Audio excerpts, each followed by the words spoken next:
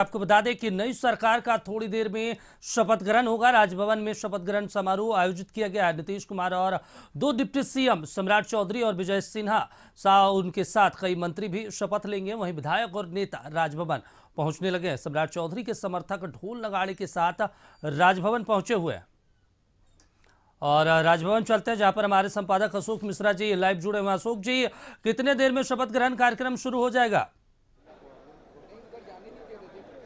बिल्कुल, देखिए दीपक, 5 बजे ये कार्यक्रम पूर्व निर्धारित है और अब शपथ लेने वाले मंत्रियों के आने का भी सिलसिला शुरू हो गया है। विजेंद्र प्रसाद यादव और संतोष कुमार सुमन, जो दोनों मंत्री पद की शपथ लेंगे, वो यहाँ पे पहुँच चुके हैं और अन्य मंत्री जो शपथ लेंगे उनके आने का इंतजार है। जैसे सम्राट चौधरी, विजय कुमार सिन्हा, इन लोगों के आने का इंतजार किया जा रहा है अभी। लेकिन दो मंत्री पहुंच चुके हैं, विजेंद्र प्रसाद यादव और संतोष कुमार सुमन, ये यहाँ पे पहुंच चुके हैं। सबसे बड़ी बात यह है कि एनडीए के बड़े नेताओं के आने का भी सिलसिला शुरू हो गया है और भारी संख्या में एनडीए के कई नेता यहाँ पे मौजूद हैं। एनडीए के बीजेपी के कई सांसद यहाँ पे मौजूद हैं और कई विधायक यहाँ पे मौजूद हैं, पूर्व मंत्री मौजूद हैं यहाँ पे।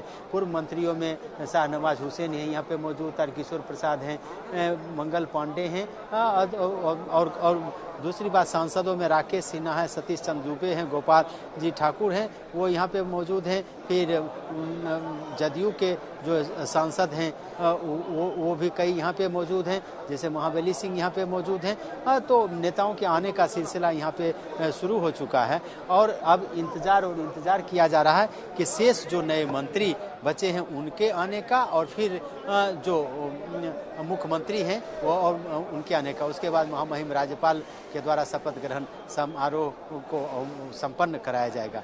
तो एक तरह से कहिए कि अब उल्टी गिनती शुरू हो गई है। 5 बजे से ये कार्यक्रम निर्धारित है और यही वजह है कि जो मंत्री शपथ लेंगे उनके आने का सिलसिला शुरू हो गया है। दीपक, अशोक जी, जेपी नड्डा जो हैं बीजेपी के राष्ट्रीय अध्यक्ष, वो भी पटना पहुंच चुके हैं। क्या वो भी राजभवन पहुंचेंगे शपथ ग्रहण में?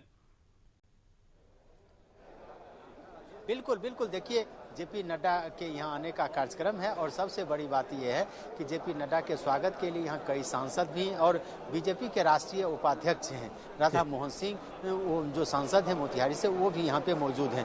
तो एक तरह से कहे कि शपथ ग्रहण समारोह के मुख्य अतिथि के रूप में यहाँ पे जेपी नड्डा आएंगे और इसीलिए इंतजार किया जा रहा है शपथ ग्रहण करने वाले मंत्रियों का और जेपी नड्डा का भी।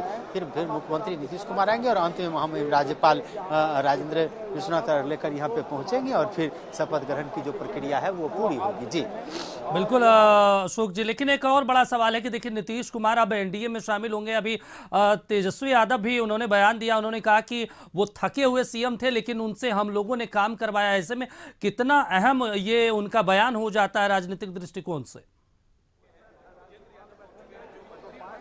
बिल्कुल, देखिए सत्ता जाने के बाद स्वाभाविक था तेजस्वी प्रसाद यादव की जो प्रतिक्रिया आई है वो स्वाभाविक है, चूंकि सत्ता जाने का गम भी है और वो ये मानते हैं कि पिछले 17 महीनों में अगर वो नीतीश कुमार के साथ रहे हैं तो उसी का प्रतिफल है कि राज्य में लाखों बेरोजगारों को नौकरी मिली है और बेहतर काम किए गए। तो इस काम का श्रेय तेजस्वी प्रसाद यादव लेना चाहते हैं। लेकिन दूसरी तरफ तेजस्वी प्रसाद यादव ने जिस तरह से कहा है कि 2024 तक में जदयू पूरी तरह से खत्म हो जाएगी, इससे ये साफ जाहिर होता है कि तेजस्वी प्रसाद यादव जदयू के विधायकों को तोड़ने में लगे हैं और कहीं न कहीं लगता है उनको कि जदयू के अगर कमजोर होगा तो इसका लाभ उन्हें मिल पाएगा। फिर सीधी तस्वीर हम दिखा रहे हैं आपको दीपक कि किस तरह से नेताओं के आने का सिलसिला शुरू हो गया है और राजेंद्र मंडपम जो है वो एक तरह से पूरी तरह से भर चुका है अभी, जबकि शपथ ग्रहण में अभी कुछ देर बाकी है। जी चलिए, बिल्कुल अशोक जी, आप हमारे साथ बने रहिए।